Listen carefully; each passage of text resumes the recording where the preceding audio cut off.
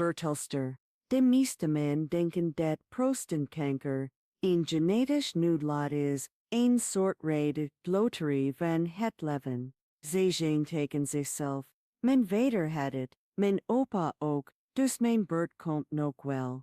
Maar wat als ik u zou vertellen dat deze overtuiging, dit gevoel van machteloosheid, niet alleen onjuist is, maar misschien wel het grootste gevaar voor uw gezondheid vormt? Wat als ik u zou vertellen dat u elke dag, met alledaagse handelingen, zoals het drinken van een glas water, of het kiezen van uw lunch, beslissingen neemt die, ofwel een toekomstige kanker kunnen voeden, ofwel een ondoordringbaar fort rond uw prostaat kunnen bouwen. Dit is geen science fiction. Dit is de realiteit van duizenden mannen, die ik in mijn praktijk heb begeleid. Mannen die vaak een ander verhaal hadden kunnen schrijven, als ze hadden geweten wat ik op het punt sta u te onthullen. Ik ben arts en al meer dan 20 jaar wijd ik mijn leven aan de gezondheid van mannen, met name boven de seks. Mijn doel vandaag is niet om u bang te maken,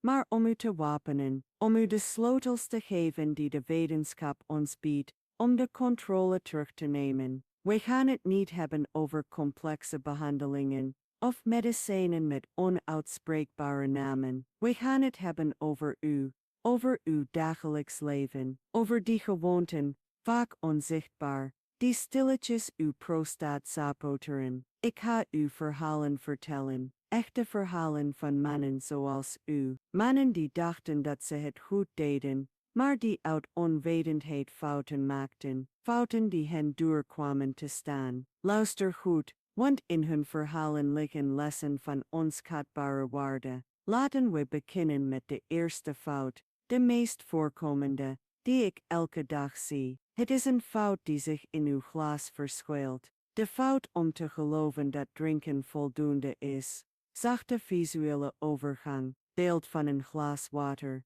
dan van een zonnige keuken. Laat me u vertellen over Jan Pieter, 27 jaar, een voormalig architect uit Utrecht. Een briljante nauwgezette man, die zijn leven lang solide gebouwen heeft neergezet, waarbij hij over elk detail nadacht, zodat ze eeuwen zouden meegaan. Jan Pieter was trots op zijn discipline. Elke ochtend dronk hij zijn grote zwarte koffie, gevolgd door een verscheperst sinaasappelsap. Overdag, op kantoor of tijdens een wandeling langs zijn geliefde oude gracht, dronk hij nog een koffie, soms een thee, 's avonds een klein glas rode wijn voor het hart, zoals hem altijd was verteld. Al met al consumeerde hij vloeistoffen. Hij had nooit dorst. Voor hem was het hydratieprobleem opgelost. Hij dacht te goeder trouw, zijn nieren en zijn lichaam te beschermen. Maar wat Jan Pieter niet wist, was dat zijn prostaat in een staat van chronische uitdroging verkeerde. Koffie, thee, wijn, dit zijn diuretica. Ze zorgen ervoor dat je meer plaast, dan dat ze je daadwerkelijk hydrateren. De urine wordt geconcentreerder, irriterender. Voor de prostaat, die kleine gevoelige klier die de urinebuis omringt, is het alsof je in een constant zure en agressieve omgeving leeft. Jarenlang stuurde zijn prostaat signalen uit, vaker 's nachts opstaan, een iets zwakkere urinestraal, het gevoel de blaas niet volledig te legen, kleine ouderdomskwaaltjes, zoals hij ze noemde. Hij sprak er met niemand over, zelfs niet met zijn arts. Het was zijn normaliteit, tot de dag dat normaliteit een noodgeval werd. Een acute urineretentie, een ondraaglijke pijn, een spoedrit naar het ziekenhuis. De diagnose viel, hard en onverwacht, een vergevorderde goedaardige prostaatvergroting, BPH, met ernstige chronische ontsteking. De artsen legden hem uit dat jarenlange slechte hydratatie en voedingsbodem had gecreëerd voor deze ontsteking, waardoor de weefsels verzwakt waren. Hoewel zijn probleem geen kanker was, werd zijn levenskwaliteit verwoest. Catheters, medicijnen en de constante angst voor de volgende crisis. Jan Pieter, De man die bouwde voor de eeuwigheid, had de fundamenten van zijn eigen gezondheid verwaarloosd, simpelweg omdat hij drinken en hydrateren door elkaar haalde. Zijn fout was niet het drinken van koffie of een glas wijn, maar het niet compenseren met de enige drank die er echt toe doet: water, puur en simpel. Helder water verdunt gifstoffen. Het reinigt het urineweefstelsel. Het kalmeert de weefsels en vermindert ontstekingen. Het is de eerste, eenvoudigste en krachtigste beschermingsmaatregel. Denk aan uw prostaat als een plant. U kunt hem mest en mooi licht geven, maar als u vergeet water te geven, droogt hij uit en sterft hij van binnenuit. Hoeveel van u realiseren zich, terwijl u naar mij luistert, dat u alles drinkt, behalve genoeg water? Neem een moment om erover na te denken. Reageer met water als u zich vandaag voorneemt om een glas puur water te drinken. Net na het bekijken van deze video. Dit simpele gebaar kan alles veranderen. Als deze eerste onthulling over zoiets simpels als drinken u heeft verrast, wacht dan maar tot u ontdekt hoe wat u op uw bord legt letterlijk uw prostaat kan programmeren voor ziekte. De tweede fout is veel verraderlijker, omdat deze zich vermomt als genoot, visuele overgang, beelden van rijke gerechten, gegrild rood vlees, vleeswaren en kazen. De tweede fout is die van het comfortfoodbord, het eten van onze herinneringen, dat ons doet denken aan de zondagen met de familie. Dit is het verhaal van Marcel, 48 jaar, een slager op rust uit Maastricht, een levensgenieter, een coole man, voor wie een maaltijd zonder rood vlees en kaas geen echte maaltijd was. Zijn vrouw, Helen, bereidde met liefde zijn favoriete gerechten: zuurvlees, hutspot, biefstuk met friet. Marcel had een ijzersterke gezondheid, zei hij. Geen diabetes en correcte bloeddruk. Hij had zijn hele leven hard fysiek werk verricht, dus hij verdiende die genoegens wel. Wat Marcel niet wist, was dat zijn dieet, rijk aan verzadigde vetten en dierlijke eiwitten als kunstmest was voor abnormale prostaatcellen. Zeer serieuze wetenschappelijke studies, uitgevoerd op tienduizenden mannen, hebben een direct en angstaanjagend verband aangetoond tussen een hoge consumptie van rood vlees en volle zuivelproducten en een verhoogd risico op agressieve prostaatkanker. De reden is complex, maar om het eenvoudig te zeggen, deze voedingsmiddelen bevorderen laaggradige chronische ontstekingen in het hele lichaam, inclusief de prostaat. Deze permanente ontsteking is het bed waarin kanker zich graag ontwikkelt. Bovendien creëert het bakken van vlees op hoge temperatuur, zoals op een barbecue of in een zeer hete pan, chemische verbindingen genaamd heterocyclische aminen, HCA's en polycyclische aromatische koolwaterstoffen PACs, die bekende kankerverwekkende stoffen zijn. Marcel kreeg pijn in zijn onderrug. Hij weet het aan artrose, aan de jaren dat hij karkassen had getild. Zijn huisarts dacht er ook zo over. Maandenlang nam hij ontstekingsremmers, die de pijn verlichten maar de ware oorzaak maskeerden. Toen de diagnose eindelijk viel, was de schok verschrikkelijk. Prostaatkanker, stadium 4, met botmetastasen. Dat was de oorzaak van zijn rugpijn. De kanker was niet langer beperkt tot de kleine klier. Hij was ontsnapt, had door zijn bloed gereisd om zich in zijn wervelkolom te nestelen. Het gesprek dat ik met hem en Helen had, staat in mijn geheugen kurft, hun tranen, hun onbegrip. Maar ik heb altijd goed gegeten, dokter, goed Hollands eten. Hij had gelijk, maar wat goed is voor het moreel, is niet altijd goed voor onze cellen. Het verhaal van Marcel is een drama, maar het hoeft geen noodlot te zijn. De oplossing is niet om van de ene op de andere dag vegetariër te worden, maar om matiging en voedingsintelligentie te omarmen. Beperk rood vlees tot 1 of 2 keer per week. Geef de voorkeur aan zachte garing. Vervang vette kaas, door gezondere alcohol overspoel. Uw bord met waarde prostaat van hout. Kruisbloemige groenten, zoals broccoli en bloemkool, die sulfora van bevatten. Een superkrachtig antikankermolecuul. Gekookte tomaten, rijk aan lycopene, een antioxidant, waarvan de beschermende werking in talloze studies is aangetoond. Voedingsmiddelen, rijk aan selenium, zoals paranoten, en de goede vetten, zoals die in avocado, noten en oliefolie. Is het kleurrijk, levendig, vol met plantaardige producten, of wordt het gedomineerd door het bruin van vlees en het wit van zetmeel? Het is een simpele vraag, maar het antwoord zou uw toekomst kunnen bepalen. Deel deze video met iemand van wie u houdt en die deze boodschap moet horen. Het is een daad van liefde. Als u nu denkt dat voeding het enige streetoneel is, dan vergist u zich. De derde fout, die miljoenen mannen maken, is nog stiller. Hij maakt geen geluid. Hij vindt plaats terwijl u comfortabel in uw stoel zit, en hij is verwoestend. Visuele overgang. Beeld van een oudere man, die langdurig in een foto zit en televisie kijkt. De derde fout is de valkuil van de onbeweeglijkheid. Dit is het verhaal van Robert, 87 jaar, een voormalige accountant uit Groningen. Hij had zijn leven zittend achter een bureau doorgebracht. Met pensioen was zijn droom simpel: rusten, de krant van begin tot eind lezen, documentaires op televisie kijken, kruiswoordpuzzels maken, vredig, intellectueel actief, maar fysiek passief leef. Hij liep om zijn brood te halen, nam de trap in zijn flatgebouw.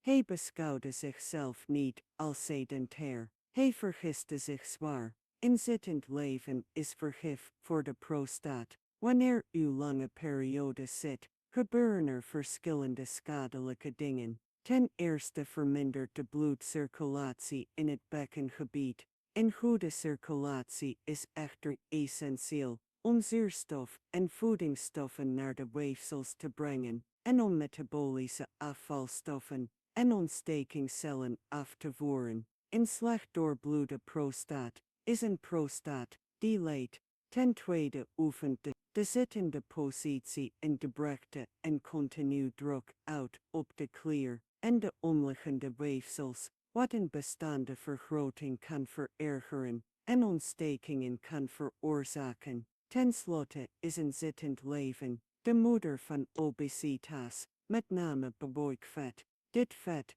dat zich rond de taille ophoopt, is niet inert. Het is een ware hormonale fabriek die ontstekingsstoffen produceert, de cytokines, die door het hele lichaam circuleren en de groei van kankercellen bevorderen. Robert begon een ongemak en zwaar gevoel in zijn onderbuik te voelen. Alweer, de tekenen van de leeftijd.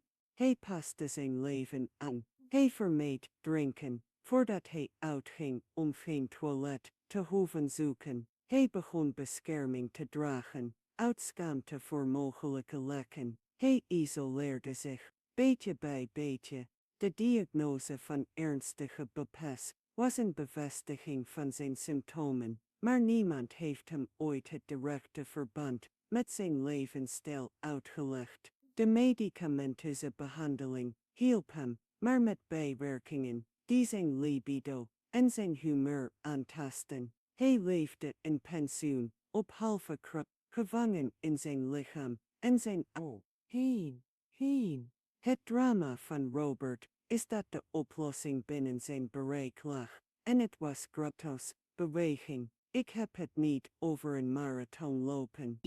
Ik heb het over elke 30 minuten opstaan om een beetje te lopen. Eenvoudige reikoefeningen doen. Dagelijks 20 tot 30 minuten stevig wandelen. Wandelen is niet alleen goed voor het hart, het is wonderbaarlijk voor de prostaat. Het activeert de bekkenbloedsomloop. Het masseert de klier op een natuurlijke manier. Het helpt het gewicht onder controle te houden. En het heeft een krachtig ontstekingsremmend effect. Studies hebben aangetoond dat mannen die regelmatig, zelfs matig, lichamelijk actief zijn, een significant lager risico hebben op het ontwikkelen van prostaatproblemen, inclusief kanker. Zit u al sinds het begin van deze video? Zo ja, sta op, nu, zet een paar stappen, strek uw benen. Dit is de eerste stap om de vicieuze cirkel van het zitten te doorbreken. Beloof uzelf om nooit meer dan een uur achter elkaar te blijven zitten. Praat erover met uw arts. Vraag welke oefeningen voor u geschikt zijn. Uw prostaat zal u dankbaar zijn voor elke stap die u zet. Als u nog steeds bij me bent, reageer dan met het cijfer Udrik. Dat laat me zien dat u betrokken bent, dat deze boodschap belangrijk voor u is. En geloof me, wat nu komt is misschien wel het allerbelangrijkste, want we gaan het hebben over een fout die niet het lichaam betreft, maar de geest. Een fout die van binnenuit vreet, in stilte en eenzaamheid. Moment van pauze, de muziek wordt introspectiever. De vertelster neemt een nog persoonlijkere en empathischere toon aan. Weet u, in de loop der jaren heb ik me gerealiseerd dat de gezondheid van de prostaat nauw verbonden is met emotionele gezondheid. En daarom doe ik wat ik doe. Elke week deel ik hier vitale informatie, verhalen, zoals die van Jan Pieter, Marcel en Robert, informatie die u misschien nergens anders hoort. Mijn doel is om een gemeenschap te creëren, een veilige ruimte, waar we zonder taboe over deze onderwerpen kunnen praten, met welwillendheid en wetenschappelijke nauwkeurigheid. Als u voelt dat deze boodschap bij u resoneert, als u deze reis naar een beheerste gezondheid en een lang en sereen leven wilt voortzetten, nodig ik u uit om iets heel eenvoudigs te doen. Abonneer u op dit kanaal en heel belangrijk, activeer het belletje. Door het belletje te activeren, weet u zeker dat u 1. Wij zo volgende gesprekken mist. De volgende keer zullen we het hebben over de vroege waarschuwingssignalen die 90% van de mannen negeert. Dat is cruciale informatie. Door u te abonneren, sluit u zich niet zomaar bij een kanaal. U sluit u aan bij een beweging van mannen en vrouwen die hebben besloten niet langer te ondergaan, maar te handelen. Het is uw toewijding aan uzelf. Doe het nu. Ik wacht op u. Korte pauze om de activiteit te geven. De muziek begint weer zachtjes. Dank u. Laten we verder gaan. De vierde fout is de meest onzichtbare van het is de stille visuele overgang. Beeld van een eenzame beoordkijkende man die uit het rennen start. Ik wil u vertellen over Paul. Hij was net met pensioen gegaan van zijn functie als commercieel directeur in Rotterdam. Zijn hele leven was Paul een vechter geweest. Een man die omging met druk, doelstellingen, stress. Hij was de steunpilaar van zijn gezin. Degene die nooit wou. Het pensioen was voor hem een schap. De telefoon ging niet meer. De dagen waren leeg. Een gevoel van nutteloosheid begon zich te nestelen, gevolgd door een onderhoudse angst. Hij sliep niet meer goed. Hij was prikkelbaar, maar Paul sprak met niemand over zijn gevoelens. Een man klaagt niet, had zijn vader hem geleerd. Hij hield alles voor zich, met een glimlach, als vergevoel. Chronische stress en angst zitten niet alleen in het hoofd. Het zijn krachtige chemische reacties die ons lichaam overspoelen. Het stresshormoon cortisol, wanneer het constant wordt geproduceerd, heeft verwoestende effecten. Het verzwakt het immuunsysteem, waardoor het lichaam kwetsbaarder wordt voor infecties en de groei van abnormale cellen. Het creëert ook een chronische spierspanning, met name in de boven. Het spiergebied dat de blauw en de prosta ondersteunt. Deze permanente spanning kan de symptomen van BPA's nabootsen en verergeren, wat leidt tot ontsteking en chronische prostatitis. Paul kreeg zeer wisselende urinair symptomen, dagen met, dagen zonder, een branderig gevoel, en dringende en frequente medische onderzoeken toonden niets alarmerends. Geen infectie en prostap van normale grootte voor zijn Men zei hem dat het tussen de oren zou. En antwoord dat hem nog eens en onder dat hem nog eens en onbegrepen achterliet. Zijn angst verdubbelde. Hij was in de vicieuze cirkel van chronische bekkenpijn waar stress de pijn, distress discourse uw geest in vrede is, ontspant uw lichaam en neemt het uit ontsteking af. Het negen van uw stress, uw angst, uw eenzaamheid is de door open lung. Voor zeer reële fysische problemen. De oplossing voor Paul kwam van een integraal. Ja, een urologische follow-up, maar ook secret, ook discuit, met zijn en het hervatten van een sociale caviteit die hem een doel had. Door voor zijn geest te zorgen, genas hij zijn lichaam. De symptomen verdwijnen geleidelijk, niet omdat dat zijn prostat wordt behandeld, maar omdat de man in zijn totaal vonden ze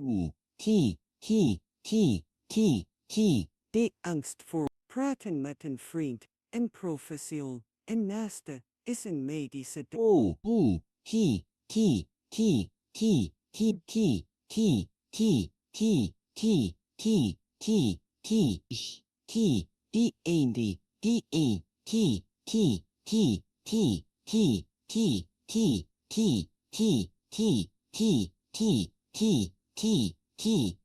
Toonde in de vriend en profetooste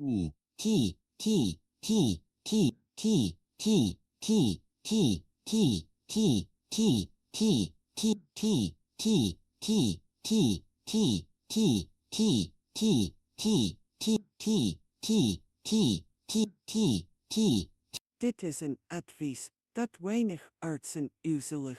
Het is misschien moois, maar het krachtigste van allemaal. Als wat ik zojuist heb gezegd, u persoonlijk raakt, weet dan dat u niet alleen.